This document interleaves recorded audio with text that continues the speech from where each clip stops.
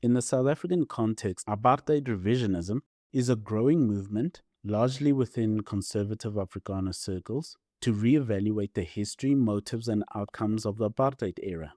Which, by the way, if I say apartheid, it is actually just a word for segregation, an Afrikaans word for segregation.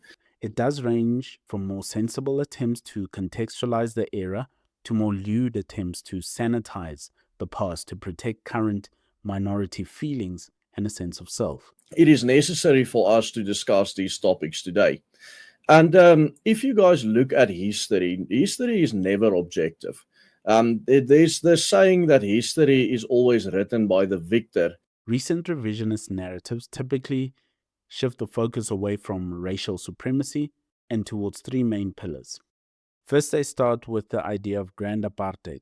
Revisionists in South Africa often frame separate development, the official name of apartheid, not as a system of oppression, but as a failed attempt at decolonization. They argue that the National Party intended to create independent nation states for different ethnic groups, the Bantustans, the homelands, similar to how Europe divided into different nations. This reframes the architects of apartheid as misguided idealists, rather than engineers of a crime against humanity driven by racial hatred. Second, the apartheid revisionists create a lesser of two evils narrative.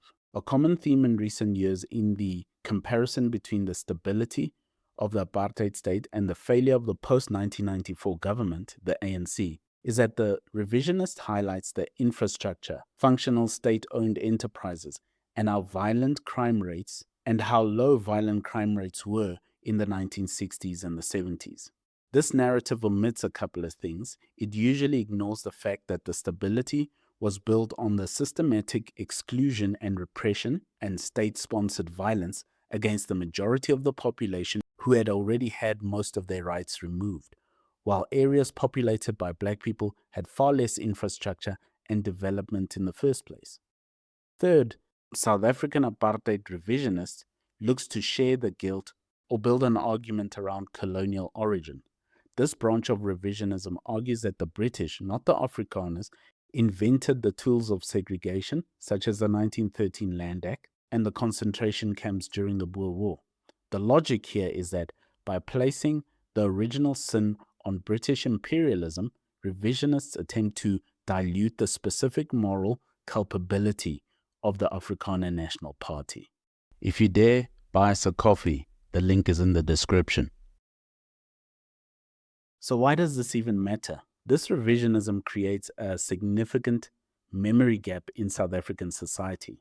If one group believes the past was not that bad, it becomes nearly impossible to agree on the past, on history, on what reality is.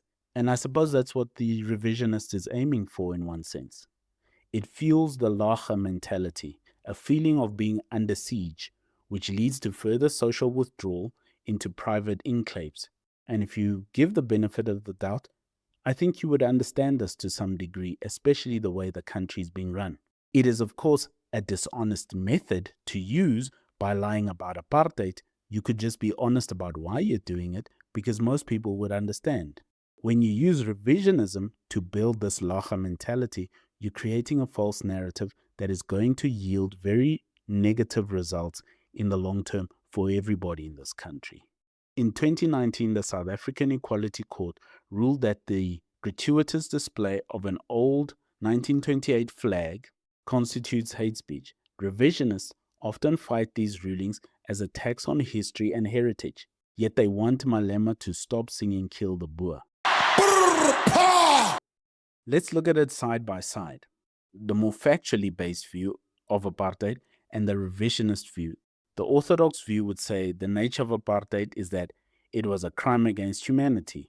The revisionist view would say it was a failed socio-political experiment. The orthodox view would say that the Bantustans were puppets used for dispossession of land and rights. The revisionist view would say it was an attempt at ethnic self-determination. The orthodox view would say that apartheid pre-1994 economy was built on cheap, exploited labor. The revisionist view would say that it was a period of peak South African excellence. Okay. Most common sense people can get their mind around the simple idea that systematic deprivation of rights based on race is inherently a crime, regardless of the order or infrastructure it might produce. It's still repression. Handcuffs are still handcuffs, even though they're made of gold. A fat chained dog is still chained, even though the unchained dog is thin and skinny. If you dare, buy us a coffee. The link is in the description. Thank you for listening. If you dare, buy us a coffee. The link is in the description. Why are you running? Why are you running?